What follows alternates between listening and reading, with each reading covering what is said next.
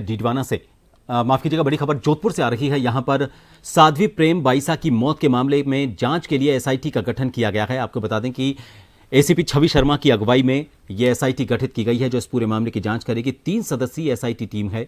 Police commissioner ने इसका गठन किया है जिसका नेतृत्व छवि शर्मा, एसीपी छवि शर्मा इसका नेतृत्व करेंगी और साध्वी प्रेम बाईसा की मौत के मामले की जांच करेंगे। आपको बता दें कि कुछ दिनों पहले एक इंजेक्शन लगने के बाद उनकी मौत की खबर आई थी और इसके थोड़ी देर बाद एक सुसाइड नोट उनके इंस्टाग्राम अकाउंट से सामने आया जो उनके पिता ने डाला था। इस पूरे मामले में कई ऐसे पेच हैं कई ऐसे सवाल हैं जिनके अभी तक जवाब नहीं मिल पाए हैं और इन्हीं की जांच के लिए स्पेशल इन्वेस्टिगेटिव टीम बनाई गई है। एसआईटी टीम का गठन एसीपी छवि शर्मा के नेतृत्व में किया गया है। और खबर पर ज्यादा जानकारी लेंगे जोधपुर से हमारे वरिष्ठ सहयोगी जगदीश लोहार इस वक्त फोन लाइन पर बने हुए हैं। जगदीश, साध्वी प्रेम बाईसा की जो मौत का मामला है दिनों दिन उलझता जा रहा था, खासकर जब उनका सुसाइड नोट सामने आया था, लेकिन अब जानकारी सामने आ रही है कि पुलिस कमिश्नर ने इसकी जांच के लिए एसआईटी का गठन किया है। क्या है ज्यादा जानकारी? कथावाचक साध्वी प्रेम बाईसा के मौत का मामला है ये और पिछले 2 दिन से अभी तक इस पूरे मामले का खुलासा नहीं कर पाई है पुलिस। उसको देखते हुए और कुछ लोगों की उनके साध्वी के जो भक्त है उनके और लोगों की जो इसको खुलासे को लेकर काफी पुलिस पे दबाव था, उसको देखते हुए वो जोधपुर पुलिस कमिश्नर ओम प्रकाश पासवान के निर्देश पर अब एसआईटी टीम का गठन कर दिया गया है जिसमें प्रमुख एसीपी छवि शर्मा होगी और शकील अहमद, एसएचओ जांच अधिकारी राजीव भादु, एसएचओ प्राची गुजर, sub inspector Rakesh, SI cyber expert Jagdish constable, Dallaram constable, Bhagaram constable, Mahendra constable, रघुवीर कांस्टेबल, कलावती महिला कांस्टेबल अब पूरे मामले की जांच करेगी। एसआईटी टीम को पूरा ये मामला सपोर्ट कर दिया गया। निश्चित तौर पर कह सकते हैं ये जो मामला है बहुत सेंसिटिव है क्योंकि पिछले 2-3 दिनों से ये पूरा मामला चलता आ रहा है। इसकी मौत का मुख्य कारण क्या रहा अभी तक कोई स्पष्ट नहीं हो पाया क्योंकि कुछ बातें निकल के आ रही कि जो इंजेक्शन लगाया गया था उनको उनकी तबीयत खराब होने पर जो कंपाउंडर द्वारा उस इंजेक्शन की वजह से या ओवरडोज की वजह से या फिर उसको किसी वैसे पदार्थ का सेवन करने की वजह से, ये कई ऐसे पहलू है जो जांच का विषय है। ये जांच जो है बहुत बड़ी बात है। निश्चित तौर पे ये जो हत्या है या आत्महत्या है या नेचुरल डेथ है इसके बारे में अभी कहना मुश्किल होगा क्योंकि अभी तक जांच इसमें स्पष्ट हो नहीं पाई। एक अधिकारी उससे बात की पुष्टि भी नहीं की गई कि इसकी मौत का मुख्य कारण क्या आ रहा है। एफएसएल रिपोर्ट आने पे और जो पोस्टमार्टम रिपोर्ट आने पे ये पूरा जो मामला ये जांच आ जाएगी जिसमें करीब 2 से 3 दिन लगेंगे और उसके बाद में ये स्पष्ट हो पाएगा आखिर उसकी मौत का कारण क्या। लेकिन इस मौत की वजह से पूरा मारवाड़ जो उनके भक्त है वो आम जनता है इस पूरे गुत्थी को सुलझने देखना चाहती है, वो जानना चाहती है कि आखिर साध्वी की मौत का कारण क्या रहा है।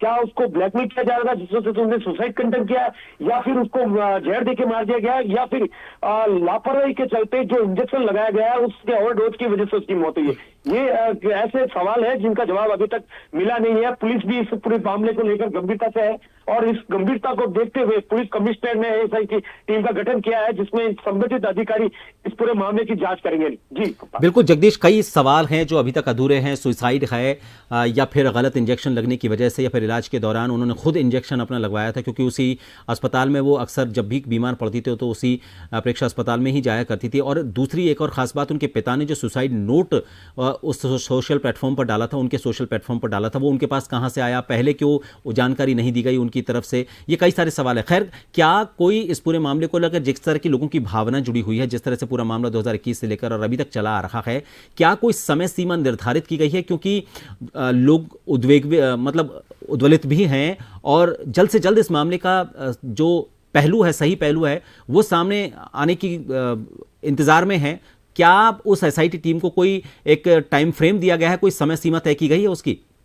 जी प्रभात, बताना चाहूंगा कि 2025 में एक मामला सामने आया था जिसमें साध्वी द्वारा एक केस दर्ज कराया गया था जिसमें उनके जो मंडली थी उस मंडली में जो म्यूजिशियन था उस द्वारा एक वीडियो बनाया गया जिसमें उसको ब्लैकमेल करने की बात की गई थी, जिसमें जो साध्वी द्वारा एक मुकदमा दर्ज कराया गया। फिर उसके जो म्यूजिशियन के परिवार द्वारा उनसे माफी मांगी गई और केस वापस ले लिया गया। फिर उसकी जमानत भी हो गई। लेकिन जो बात जो उस समय जो निकल के आई थी वो ये थी कि उनसे पैसे की डिमांड की गई थी और ब्लैकमेल किया जाता है। उसको लेकर भी उन्होंने सोशल मीडिया पे कई बार पोस्ट भी की है, कई बार इस बारे में डिस्कस भी किया गया। लेकिन ये जो अब जो जाके ये जो घटनाक्रम हुआ है, उस घटना को देखते हुए जो पुलिस के अधिकारी है, चाहे मारवाड़ के लोग हैं, चाहे साध्वी के जो भक्त है, वे भी बहुत उत्तेजित है कि इस पूरे मामले में आखिर किस कारणवश ये घटनाक्रम घटा है। लेकिन जांच और बाकी है, जांच होनी बाकी है और जांच को देखते हुए पुलिस अधिकारी भी बहुत ज्यादा इसको सख्ती से काम में ले रहे हैं और उनका कहना है कि इस पूरे मामले को जल्दी से जल्दी सुलझाने की कोशिश की जाएगी। और छवि शर्मा जो अधिकारी है उनको स्पेशल इस चीज के लिए गठित किया गया। निश्चित तौर पे कह सकते हैं कि प्रभात ये जो मामला एक सेंसिटिव मामला है, क्योंकि इस मामले में सुसाइड नोट भी है, ब्लैकमेलिंग वाला मामला भी है और नेचुरल डेथ वाली भी बात निकल के आ रही है या इंजेक्शन वाली बात निकल के, ऐसे कई पहलू है जो जांच की तरफ ये किस तरह करते हैं कि भाई ये आखिर ये घटनाक्रम किस कारण हुआ, इस घटना के पीछे कारण क्या रहा, या किसी ने इसको मारा है या ये सुसाइड कंटम किया है या फिर उसको ओवरडोज की लापरवाही के चलते ये घटनाक्रम हुआ है। फिर उसके बाद में उसके पिता द्वारा ये एक प्रेस नोट उसके सोशल मीडिया पर जारी करके और जो अपनी जो एक डिमांड की गई अपनी तरफ से, जो एक जनता से या वो न्याय दिलाने की जो बात की गई है, ये एक बहुत बड़ी बात है। क्योंकि उसके पिता द्वारा कहा गया है कि ये जो सुसाइड नोट है ये उनके पास कहां से आया, कैसे था, पहले से था, तो फिर उनके हत्या के या फिर उनकी मौत के बाद में ये क्यों उन्होंने पोस्ट किया, उससे पहले क्यों नहीं किया गया, या उसके बारे में उसकी जानकारी पहले पुलिस को या किसी और को क्यों नहीं दी गई। ये सारे जो घटनाक्रम उसकी मौत के बाद में क्यों हुआ, क्योंकि ये जो चीजें थी, अगर ऐसी पोस्ट उसने पहले से बना रखी थी तो फिर पहले पोस्ट क्यों नहीं की गई, और पहले पोस्ट की गई तो मौत के करीब 2-3 घंटे बाद में पोस्ट क्यों की गई, ये भी एक संशय का विषय है। उसके पिता द्वारा पोस्टमार्टम के लिए जो जानकारी निकल के आ रही है कि वो मना किया गया था। फिर उसके बाद में जो हॉस्पिटल है पेक्सा हॉस्पिटल के जो डॉक्टर है, डॉक्टर द्वारा उनको सजेशन दिया गया कि इसको मथुरादास माथुर अस्पताल ले जाया जाए, जिनका पुलिस प्रशासन की देखरेख में। बिल्कुल। और उसके बाद ये भी मामला तथ्य सामने आया था कि जो डॉक्टर थे जिनसे वो जांच लेती थी उनको इसकी जानकारी नहीं थी, उनकी जानकारी के बगैर सीधे कंपाउंडर को इंजेक्शन लगाने के लिए कहा गया था। बिल्कुल आपने सही कहा, कई सारे सवाल हैं। खैर, एसआईटी का गठन किया गया। बहुत बहुत शुक्रिया जगदीश हमसे जुड़ने के लिए। एसआईटी को दबाव काफी उनके ऊपर है, चूंकि कई तरह के सवाल अभी हैं और मामला बहुत रहस्यमयी हो गया है, इसलिए एसआईटी के ऊपर दबाव तो है। लेकिन एसआईटी का यह कहना है कि पूरे तथ्यों को नजदीक से देखा जाएगा और इसी वजह से कोशिश भी ये की जा रही है कि जो सवाल हैं उनको जल्द से जल्द उनके जवाब ढूंढे जाएं, जल्द से जल्द इस पूरे मामले का पटाक्षेप हो। इसी के लिए एसआईटी का यह गठन किया गया है।